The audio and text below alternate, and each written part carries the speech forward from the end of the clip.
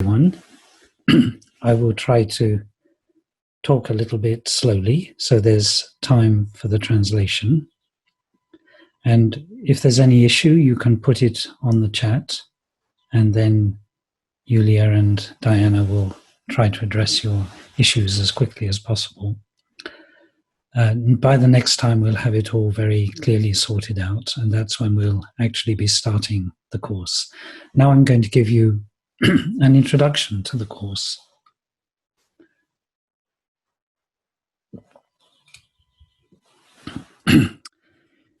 Everyone is aware that Maharishi was teaching in the world transcendental meditation from 1955 onwards. And he started with a complete vision of what he wanted to accomplish. And what that was to, in his words, to fill the world with love and to create heaven on earth. That's what Maharishi said in the beginning was his mission. So Yulia, Francis can't hear now, so maybe you can address that.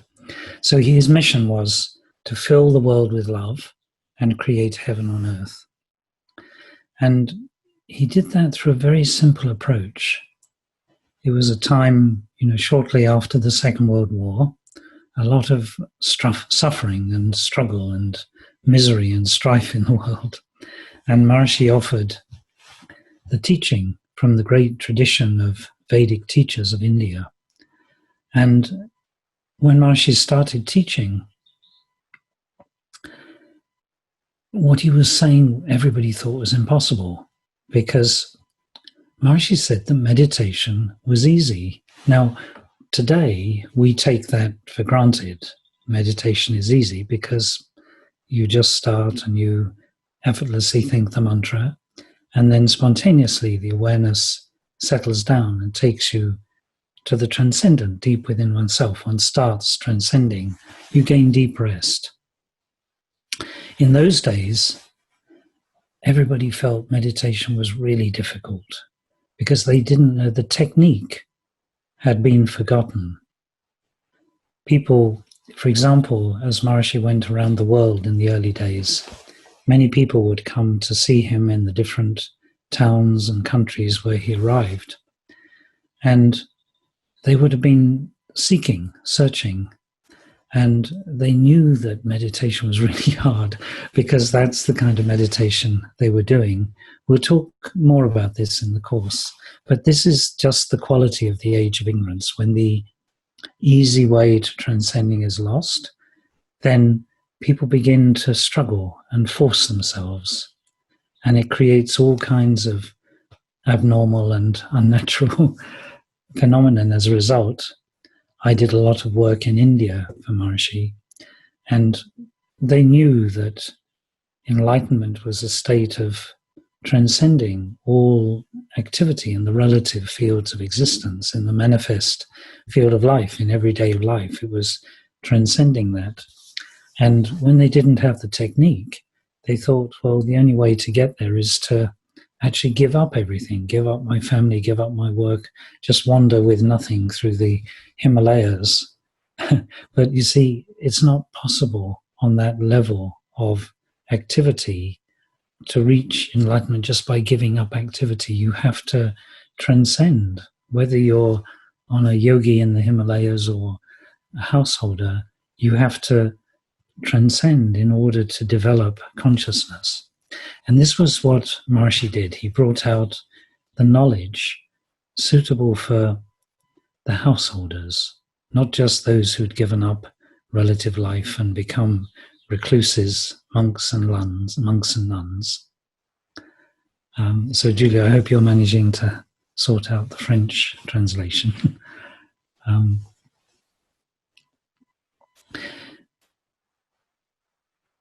So Maharishi brought something very special to the world, and it grew and grew spontaneously in a very natural manner. It spread throughout the world. People did it and they got the benefits. And, by the 1970s, 1 million people a year were learning transcendental meditation. Maharishi set out to transform the whole world. Now, in the process of teaching, he was bringing out deeper and deeper aspects of his knowledge in relation to experiences that people were having. So he brought out the knowledge of all 7 states of consciousness. And in this course, we're going to be studying those 7 states of consciousness. He brought out very advanced knowledge progressively over all those decades. And then it came to 2003, and Maharishi, he was not sometimes not too well in 2003, and being in this full state of enlightenment, he knew he only had a certain number of years left. Maharishi knew very well what his lifespan was. And in 2003, he says that he was thinking, how am I going to ensure that my knowledge survives in the world? He gave the example, interestingly, of President Bush of America, of the USA. And he said that what President Bush does in those days is that if he sees that a country is not being run properly by the leader or the president of the country, then what he does is he takes over the country. He invades and takes over and runs it for the president. And Maharishi said, there are people who think they know better than me how to run my organization. And of course, that's how the knowledge can get lost. If somebody starts interfering with the teaching, Maharishi was very concerned with the purity and effectiveness of the teaching. It's such a simple and subtle technique, but in order for us to just do it and transcend and have those benefits every day, it needs to be done properly. And that's what we learn when we get instructed in transcendental meditation. All of us, doesn't matter whether we've been practicing transcendental meditation for 1 week or 50 years, everybody remembers their first session when they learned transcendental meditation. You know, it's such a simple technique. You must all have had the same thought. God, it's so simple. Why didn't I think of that? It's so simple. But it just takes that little reminder, and it comes from the tradition of great teachers, from Gurudev, Maharishi's teacher, through Maharishi, and it comes in its purity and effectiveness. And that way we get the benefits. And then people train as teachers of transcendental meditation, and they pass on the benefits by teaching in this same simple, profound manner.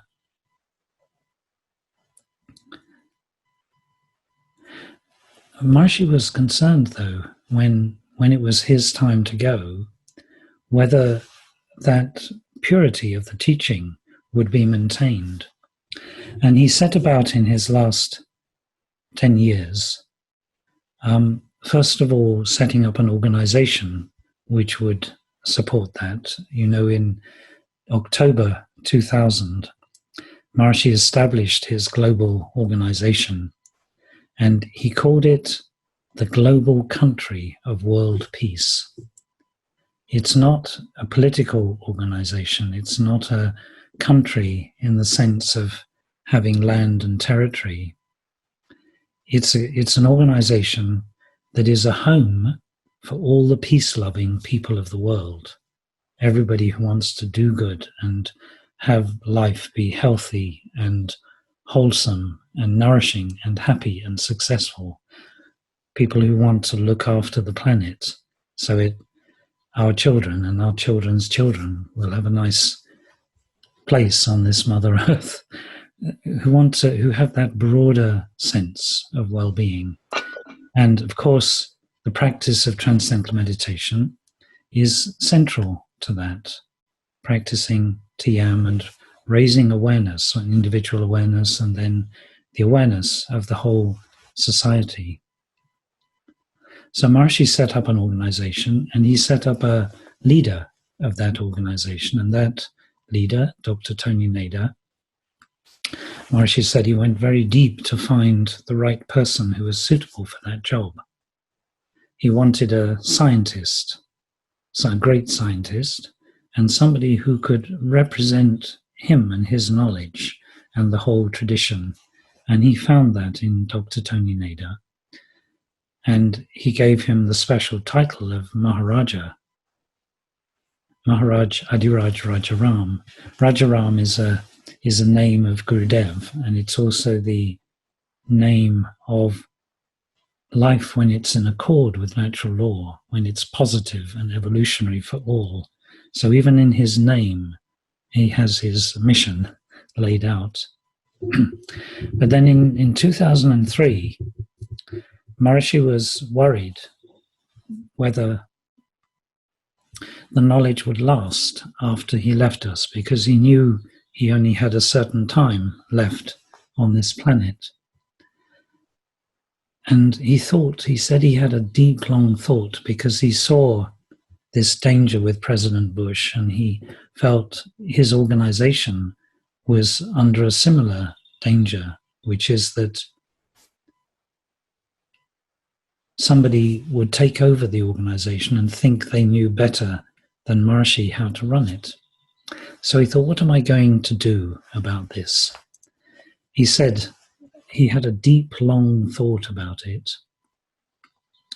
And he decided that the best thing to do was to train people who, a select number of individuals, ideally one per country, but it didn't quite reach that number, but he started on it.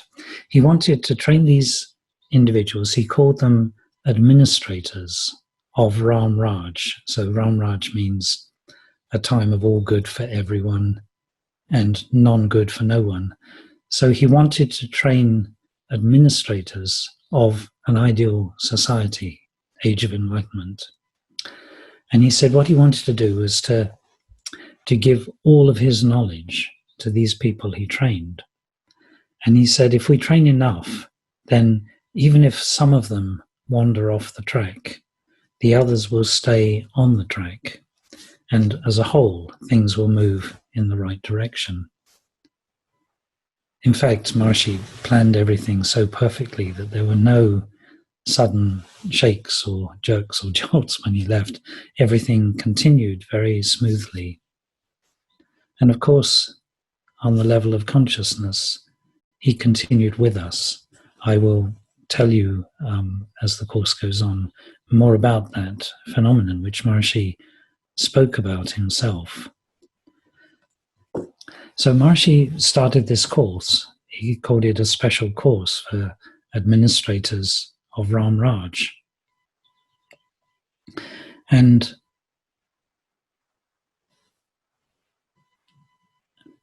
so this comment, please tell Jacques that his mic is off, so we can't hear the translation. If anybody has a telephone number for Jacques or any way to reach him,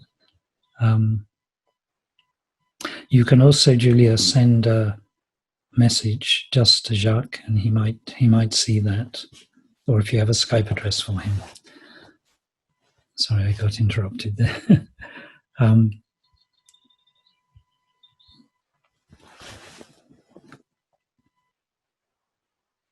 So in the beginning of 2004, Maharishi started this special course, and there are about 20 of us on the course.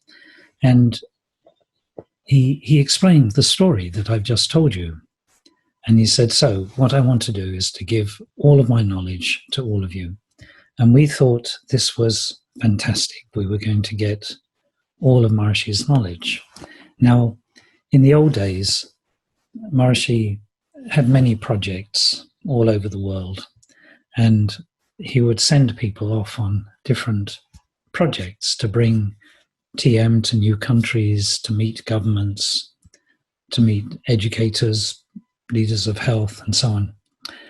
And when you got sent on a project, you got given a set of books and tapes for the project, Maharishi called this a suitcase of knowledge.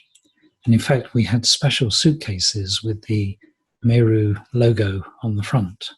These suitcases of knowledge that you get sent off on your project. One time I went on a project for Maharishi and I got given 27 suitcases of knowledge, heavy suitcases to take with me. So we thought, oh, we're going to get lots of suitcases of knowledge. We're going to learn how to teach advanced techniques, and we're going to get all the tapes of Maharishi for teaching the Transcendental Meditation Teacher Training course.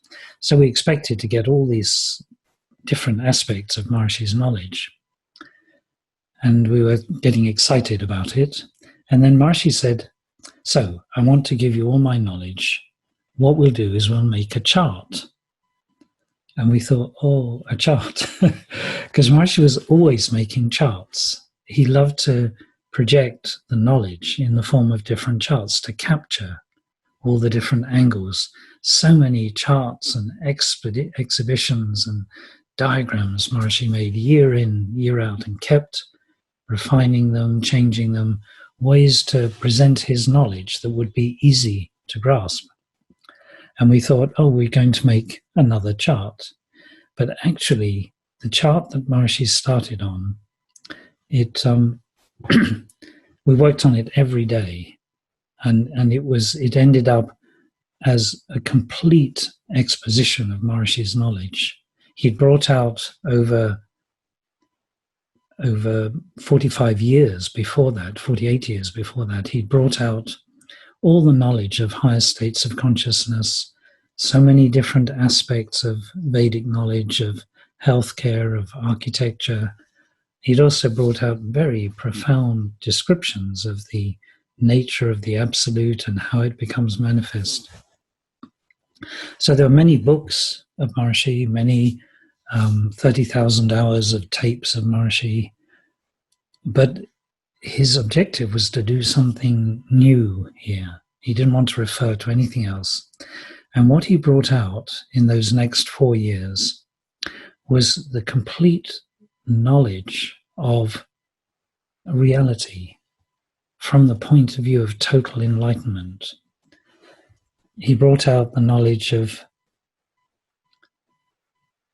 how everything works together in the whole universe. It's an incredible thing. And he developed it into a curriculum to actually unfold that knowledge and awareness. So it includes every aspect of Maharishi's knowledge, but in one coherent vision and one coherent system of unfolding it, which would actually make it a reality in one's awareness. And at the end of those 4 years, I had the very good fortune to be asked by Maharishi to bring out this knowledge. And it's really just the core of Maharishi's whole teaching. And when we go through this course, it's in 3 parts altogether, but each part is self-sufficient. When we go through this course, you'll see that you're grasping a very complete vision of what it was that Maharishi was bringing to the world, but not just on the intellectual level, on the level of experience as well, actually being exposed to Maharishi's sequence of bringing out the knowledge is actually designed to enliven it within ourselves. So I'd like to start now just looking at this one chart that you see behind me. I'm going to put it on the screen and then we'll look at it. I'm going to share screen. So you see this chart on the screen now. I'm going to enlarge it a little bit, the top part. Ici. Can you see that all right? Julia, that's clear? Yes, we can see it. Good, okay. So this is the chart that Maharishi started to draft with us. And we worked on it day after day after day after day. We spent months working on this chart. It took many different forms because Maharishi is infinitely creative. And every day he thought of new ways to display the knowledge. After 3.5 years, he settled on this format, and you'll find there's a very great significance to every single aspect of this chart. So it's presented as a system of education. At the top, at the top it says Maharishi Central University. At the time this was finalized in 2007, Maharishi's organization had purchased a very large tract of land at the center point of the USA. It's called the Brahmastan, and it's in Kansas, thousands of acres or hectares of land. And the idea was to set up a university there, which would be a global university. Every country would have its own its own college and its own embassy there, and there would be at least 200 or 300 students from every country of the world. So really a united world family. And from there, they would all practice meditation as a group, and from there, they would create and maintain world peace. This project has still to be realized. Maharishi called it Maharishi's Central University because it was going to be at the center point. In Sanskrit, that's the Brahmastan, is the center point of a country or a building. It's called the Brahmastan. But it's a central university for total knowledge. And what do we mean by total knowledge? That's something we hope by the end of this course we'll know what total knowledge is. But that's the question we start with. Maharishi has called it Maharishi Central University for Total Knowledge. What is total knowledge? It's actually very simple.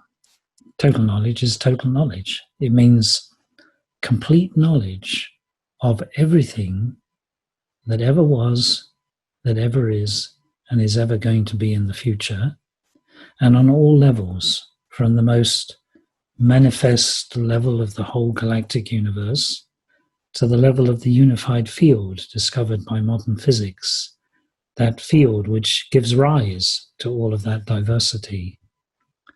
But it's more than that. It's Vedic. It's a Vedic university. So it means that we have that knowledge not just objectively, but also subjectively. The difference between modern science and Vedic science is that modern science is objective. Sir Isaac Newton sees the apple falling from the tree in Cambridge in England, and he's very clever. He thinks, oh, there's some gravity pulling that down. And every time an apple falls, it falls the same way, and it has the same rate of acceleration as it falls, and so on. So this was modern science. Anybody, anywhere in the world, could make the same observation and come to the same conclusions. It's taking out the subject or the observer and wanting to have purely rigorous, scientific, objective information that nobody could question. In fact, there's a lot of influence of the scientist in the science and in the findings, but that's another story. Here, we're just thinking of the basics. So that's modern science. Vedic science, Maharishi calls it eternal Vedic science because it's always been there, involves both objective knowledge, like modern physics, but also subjective knowledge. So we gain knowledge not only by studying outside, but going deep within our own selves to that field, ultimately, which has given rise to the whole universe. So if you want to have the knowledge of how the planets go around the sun, you can do it by looking through telescopes and figuring it all out. Or the ancient Vedic seers or rishis gained the same knowledge by going inside. And I'll just give you one example of that. you know the great scientist Galileo, who is praised as being the father of modern science. He developed a telescope, and he started. We can all be sure to be muted, or Julia, I think you can probably mute everyone so we don't have noises in the system.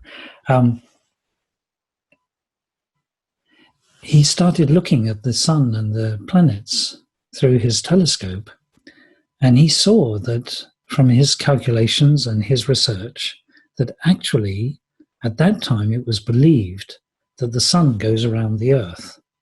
And Galileo said, no, the earth goes around the sun. Look through my telescope, study all my equations, and you can see this.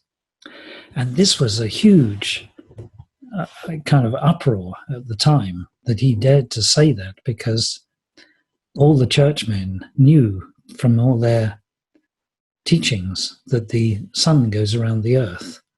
And this Galileo is saying the earth goes around the sun. So they started something that they called the Grand Inquisition, and he was found guilty of heresy, and he was locked up, not actually in a prison, but under house arrest for the rest of his life, for daring to say that the earth goes around the sun. If you look in the ancient books of the Vedic tradition, there's a book called the Surya Siddhant. Surya means the sun, and Siddhant means inner knowledge of the sun, not gained through external observation, but gained through development of consciousness, development of that field which permeates all activity. And the book, the Surya Siddhant, is one of the books of Vedic astronomy or Vedic astrology, both. And it starts off explaining that from where we stand here on the earth, it looks as if the sun goes around the earth, but in fact the earth goes around the sun.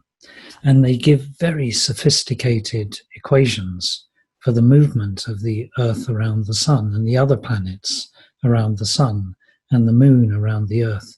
And these equations, we're going to see a few videos, are very sophisticated. It's not everything in one plane. There's fluctuations above and below those planes. The moon also, everything is not just going in circles. It's actually, there's a whole elliptical motion, there's up and down motion, and all of that needs to be taken into account. Now, the Surya Siddhant was first written down 5,000 years ago. So 5,000 years before Galileo was locked up, mankind knew that the earth goes around the sun and had all the equations for that. But what happened in the meantime was a loss of knowledge. And then in the modern time, we see the dawning of knowledge again. And that knowledge now dawning to the point where it really appreciates the Vedic approach, that actually you have to gain subjective knowledge as well as objective knowledge. For example, in the field of education, we need to not just fill the container of knowledge with information, we need to expand the container of knowledge so we know more and we have a better understanding. We're more civilized and awake and lively and creative human beings. So this is the Vedic approach to knowledge. It not only just gathers outside objective knowledge, but it also develops enormous internal development, internal knowledge. And all of us know, with our practice of transcendental meditation, that knowledge is structured in consciousness. If we have a bad night and we don't sleep well, you wake up in the morning and everything is irritable. Nothing is working properly, and you bang your head or whatever you do. You burn the toast. You have a good night's sleep and you good meditation and you do your yoga asanas and pranayama and you have a good rest after the meditation and you just feel super And it's like nature works for you. It brings you what you want. So this is real education, education that develops the inner value as well as the outer knowledge. Now that is what this chart on the screen is teaching us. So this is Maharishi Central University or Vedic University for total knowledge. And what is this chart showing us? We see 12 faculties of Maharishi Central University, and this is presenting the curriculum of the university at a glance. So we see 12 disciplines here. Now, it's not a sort of magic number 12 in this case. It's 12 sample disciplines. It could be 14 disciplines, or it could be 10, or it could be 8. But these disciplines, as you will see, just from looking at them, they cover the major areas of life, the major areas of study in a college or university or school, but also the major areas that we have to deal with in our daily lives. So these are law, education, health, agriculture, economics, administration, architecture and engineering, defense, communication, music and arts, religion and culture, and supreme political science. So this is we can think of this as the diversity of our existence. These are all the different areas. Everybody is somehow affected or involved in these different areas of life. In colleges, they study these different areas of life, and they gain degrees for being experts in agriculture, experts in health, and so on. But then Maharishi started working on this chart and working on the text for each one of these columns. And I'll just take education as an example. So I guess we've probably got many teachers in our group. I'm not going to try and ask you to speak at the moment. We'll do that in other sessions. We'll get more interactive in other sessions. But we'll look at education now. I'm just going to enlarge the text on the screen here. So, excuse me, how would you define education? Now, in modern education, excuse me, I'm just trying to move this a little bit, and the computer is...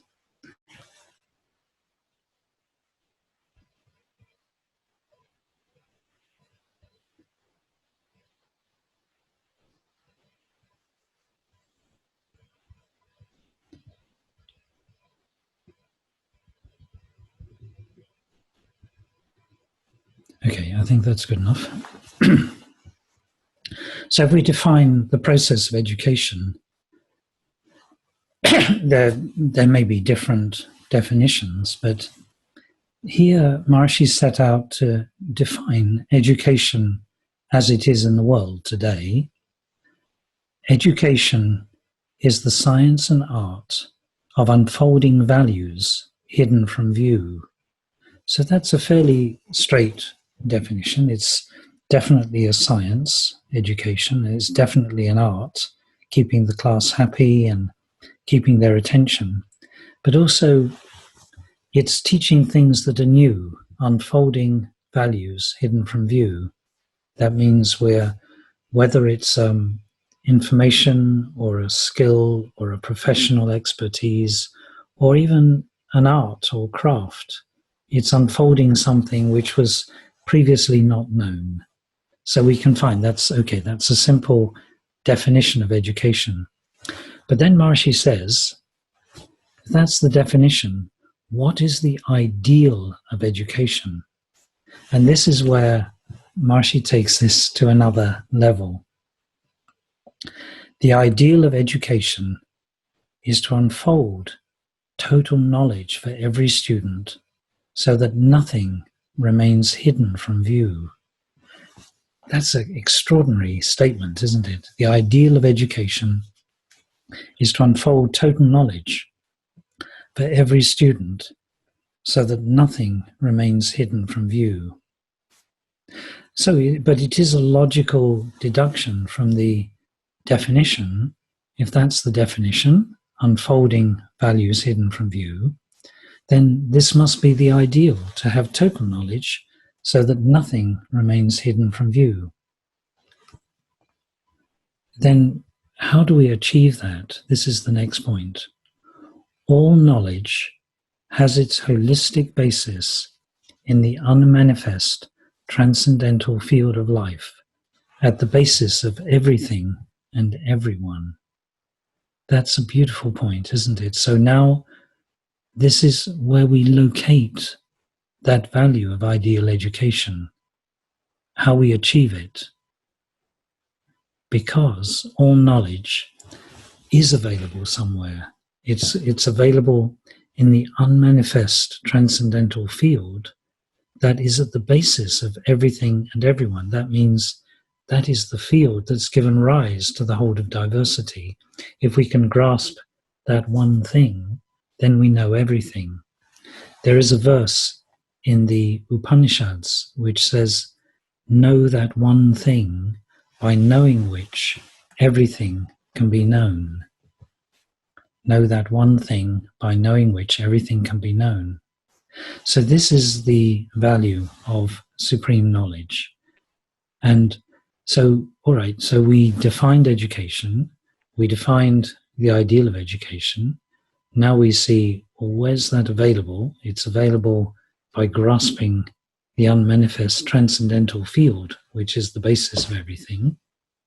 So then the fourth point, the obvious conclusion, the field of total knowledge, the supreme field of education, is located in the field of the science and technology of total natural law, the unified field of all the laws of nature.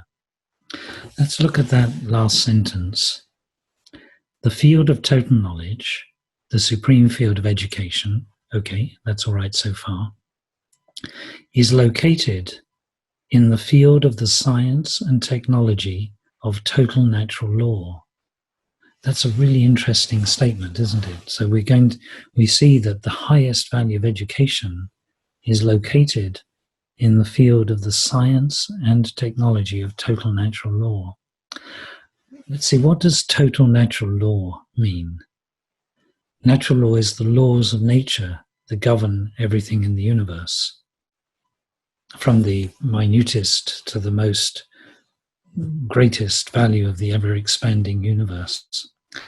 Total natural law means all the laws of nature that govern everything in the whole universe, but not just everything that's expanding and evolving, but also the unmanifest level, the unified field level from which that huge diversity emerges.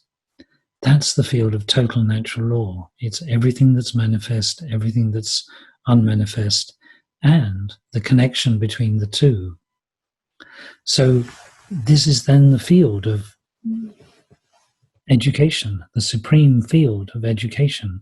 If you have the science of total law, total natural law, all the laws of nature in their unmanifest and manifest form, then you've really got the whole range of knowledge.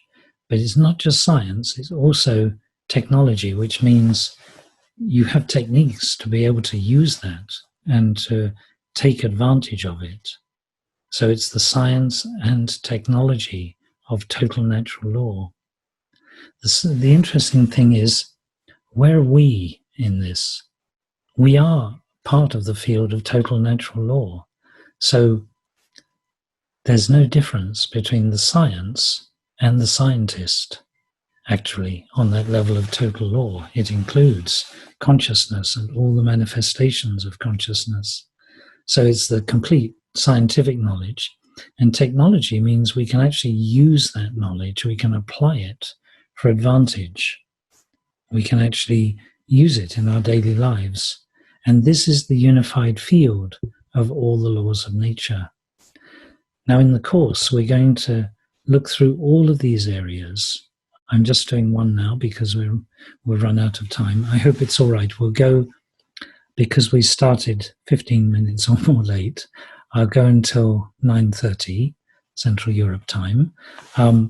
But we won't go any longer than that tonight, and then we'll continue in our next session. So in all of these columns, we find the same thing. We find the definition of the discipline, the ideal of the discipline, the supreme value of it, and where we can locate that, how we can achieve it. And then we see the connection to the unified field, that actually the unified field is the basis of everything that's good in all fields of life.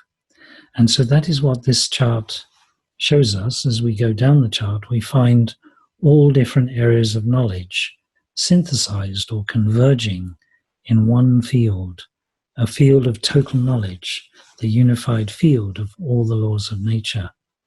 So that's going to be a fascinating journey. And what we found was that going through this step by step in the way that Maharishi worked on it, actually began to structure this knowledge that all disciplines have one field at their basis.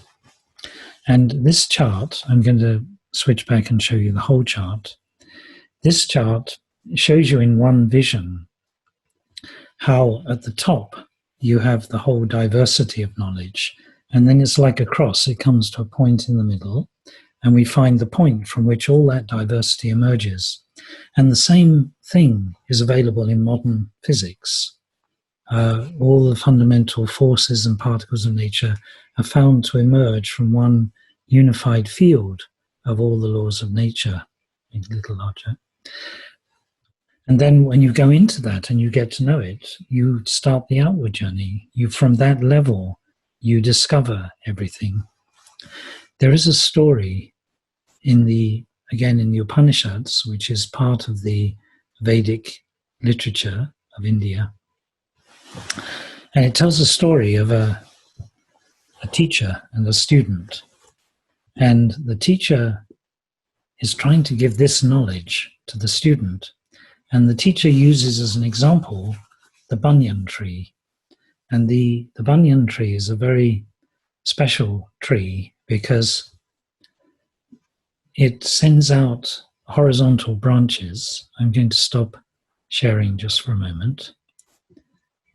It sends out, the banyan tree grows like any tree, and it sends out branches, and the branches spread out horizontally from the tree. And then after a little distance, the branch sends down like a creeper, and the creeper goes into the earth, and it creates a new trunk for the tree. So you start with one tree, and then you end up with 3 or 5 or 10 or eventually hundreds. So the tree can cover several square kilometers. It's a huge thing. And the teacher points to the banyan tree, and he says to the student, "Where does this huge tree come from? Literally thousands of branches, millions of leaves and fruits and flowers, and it's covering this huge space." And the student's very bright. He says, "It comes from the seed." And so the teacher says, "Okay then, bring me a seed of the tree." And so the student brings the seed, and the seed of the banyan tree it's about the size of a mustard seed. It's just a little round black seed. And the teacher says, "Oh, so it all comes from there?" And the student's very bright. He says, "Yes, of course." So the teacher says, "All right then, crack open the seed and let's see what's inside it." So the student, with his little fingers, he gets a couple of stones and he puts the stone seed in between and he cracks it open. What does the student find? He finds that actually this little seed is just a very thin shell, and it's absolutely hollow inside. There's nothing inside it. So the teacher says, so that's where the tree comes from, that emptiness inside. And that's the story of existence. Everything in creation emerges from the field of nothingness, from a field of unity, this central point in the chart. You can see it behind me here. From that field of total knowledge, of compactified total knowledge. on the subjective level, that's the field of transcendental consciousness, pure, simple, eternal, non-changing transcendental consciousness. Everything emerges from that field, like the hollowness of the banyan seed. So that's what this chart is showing us. And I'm just going to put it back on the screen again for a moment.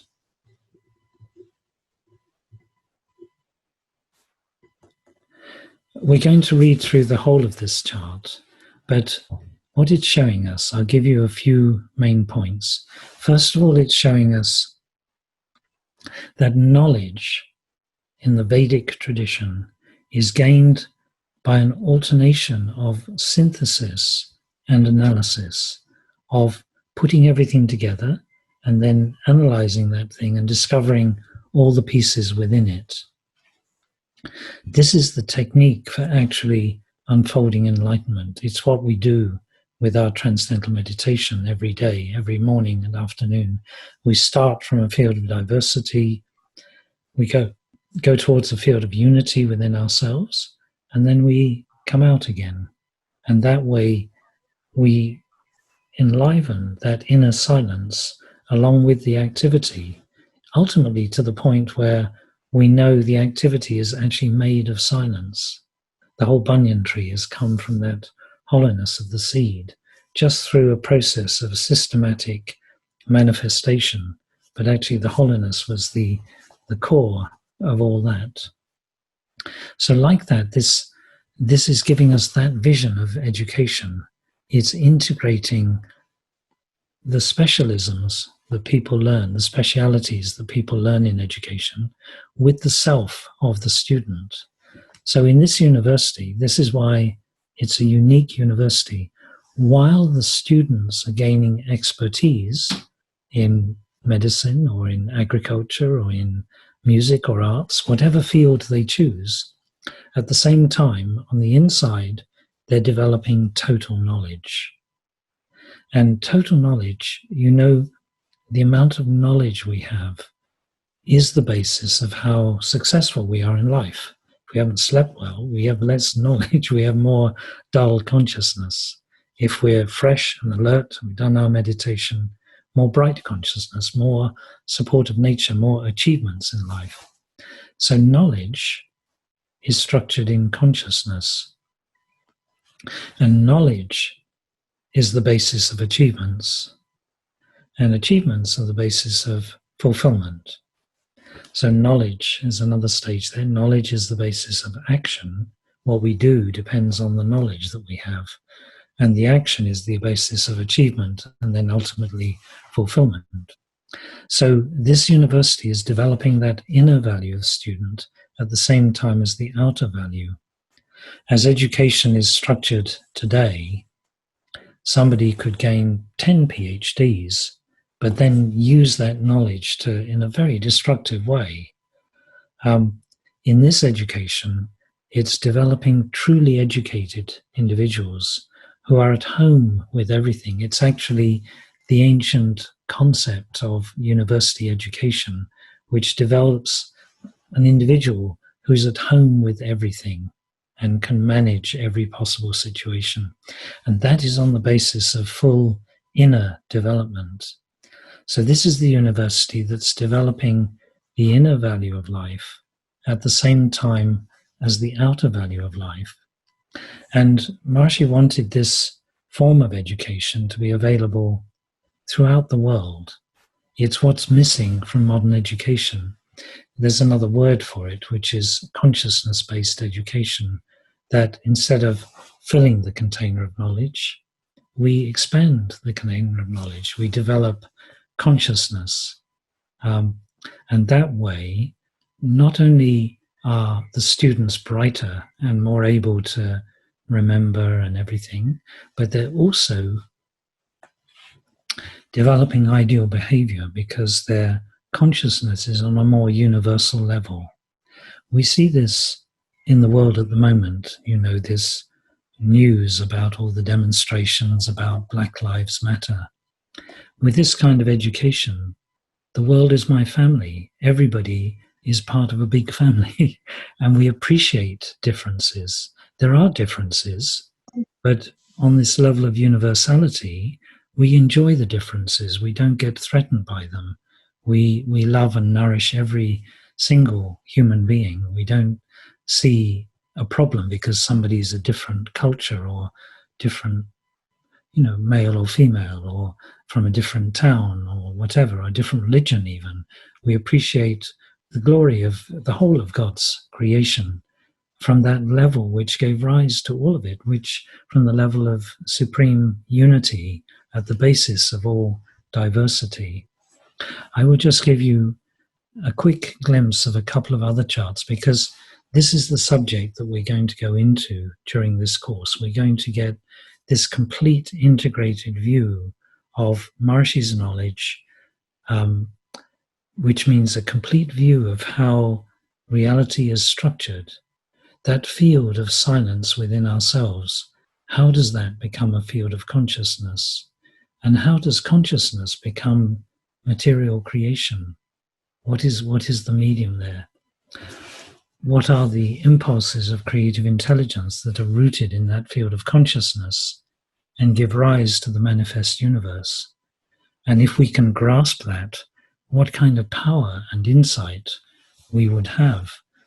Maharishi was talking about the field of engineering, and he defined engineering as the science and art of creating what is desired from what is available. That's a lovely definition of engineering, creating what is desired from what is available. But then Maharishi defined the ideal. The ideal of engineering is to create anything from anything, or everything from nothing. That's a big concept, isn't it? But that's the level that Maharishi is taking it to.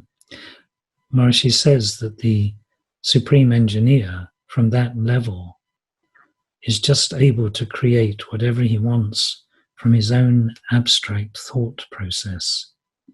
That is a really powerful mind. So the engineering is still there on the surface, but it's coming from the level of total attunement with the laws of nature that structure the universe. And if we just look at this drawing here, this is the same knowledge, but looking at it in a slightly different way. On the left, we see the progress of modern physics to unify the fundamental forces and particles of nature, eventually to discover one unified field underlying all diversity, the field of all the laws of nature, the total potential of natural law. On the right-hand side, we see our subjective approach through transcendental meditation, leading to the experience of transcendental consciousness, which, according to scientific research, is the unified field. When we touch that field within ourselves, we create a spark of light in the whole of world consciousness. That's the best way we can help to resolve problems in the world, create more light, create more intelligence, create less fear. Fear comes from darkness, from not seeing the totality. As the light dawns, the darkness just disappears. So this is another illustration which we're going to be, so we'll look at it from a scientific point of view, we'll look at it from the subjective point of view, and I'll just show you another chart. We're going to see many charts during the course, but this is an interesting one because our course is on total knowledge, but also higher states of consciousness, which means our personal experience of development of consciousness. And just to take you through this very briefly, we're going to keep referring back to this chart because this is our map in terms of our experiences. On the left-hand side, we have deep sleep, dreaming, and waking states of consciousness. Maharishi calls those three relative states of consciousness. Relative because the knowledge they provide is not reliable and fixed. In deep sleep, there's no knowledge at all. It's just we go in one end and come out the other end. It's very pleasant because there isn't anything going on. If you can get deep sleep, it's a blessing. Dreaming, the knowledge, the things that happen are an illusion. In the dream state, you can fly and you can do all sorts of weird, strange things, but they don't work out the same way in the waking state, and they come and go. So the first two are sort of not really giving us any reliable knowledge. The waking state of consciousness, we think that's a bit more reliable. But in fact, things also change in the waking state. You know, one day somebody's your best friend, and then something happens and you don't like them so much anymore. So where is the reliability in that? Everything is changing. But you'll notice there are arrows leading to these, double-sided arrows. They all emerge from this number 4. It's called the bridge in the Vedic literature, Setung Star, and it's the field of transcendental consciousness. This is the universal field of being that is the basis of all existence. And this is reflected through the human nervous system according to the style of functioning of the nervous system. When we go to sleep, the nervous system functions in one way, another way and we're dreaming, another way and we're waking. So actually this is the substrate, the field of transcendental consciousness is the basis of these 3 relative states.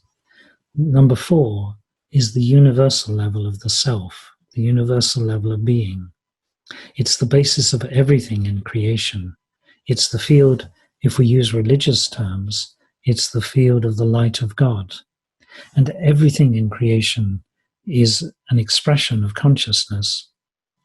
But how much consciousness there is and the quality of consciousness depends on the particular nervous system, whether you're an elephant or an ant or a fish. You have a certain nervous system, and that reflects consciousness. As human beings, we have the potentiality to reflect the total value of consciousness, to rise to full enlightenment, to live in harmony with everything in creation. These 3 higher states, which we'll talk about, cosmic consciousness is when this transcendental level is established on the inside, and along with that, waking, dreaming, and sleeping in terms of the body. God consciousness, everything is divine. We see everything in terms of divinity. Unity consciousness means that we know that everything is actually made of consciousness, even though it appears to be different and different objects from one another, but actually they're all made of my own self, made of my own consciousness. This is the incredible knowledge that Maharishi has brought to the world and that we are going to realize. So while we're looking at this chart is in the center here, is the field of transcendental consciousness. At the top is the great variety of life. And by knowing this field in the center, Maharishi calls it like the lamp at the door. The lamp at the door shines outside the building, but also it shines inside. So we see all of the outside unified in this field. But when we know that field of transcendental consciousness, then we discover everything is within it. So those states of consciousness are our personal journey to realize to a full extent this reality that's shown in this chart. This chart is a complete map of all knowledge of absolute and relative. And by studying it, we're facilitating, we're helping our rise to higher states of consciousness. By going into this in great depth in the way Maharishi guided, we'll find that we begin to see everything in terms of the unified field, everything in terms of that field that penetrates everything. Like Maharishi describes about the rose, the sap comes up through the stem, and here it forms a leaf, and here it forms a petal, and here it forms a thorn, and the stem. But permeating all of that is the sap. And then as it manifests, it becomes all these different things. This field in the center is like the sap, and it becomes all these different areas. So we start from the outside and we discover the sap within, then we analyze the sap and we find everything emerging from there. So that's going to be our journey in this course. But then, having in the first part of the course, we'll get very familiar with this chart. But having got familiar with the chart, we'll also be studying, getting a deeper insight into these 7 states of consciousness. Maharishi described these as like 7 different attitudes. There's one reality, but these are different viewpoints on that one reality. The one reality is what we know in unity consciousness. That's the vision from the top of the mountain where you see everything. So this is the supreme level of consciousness.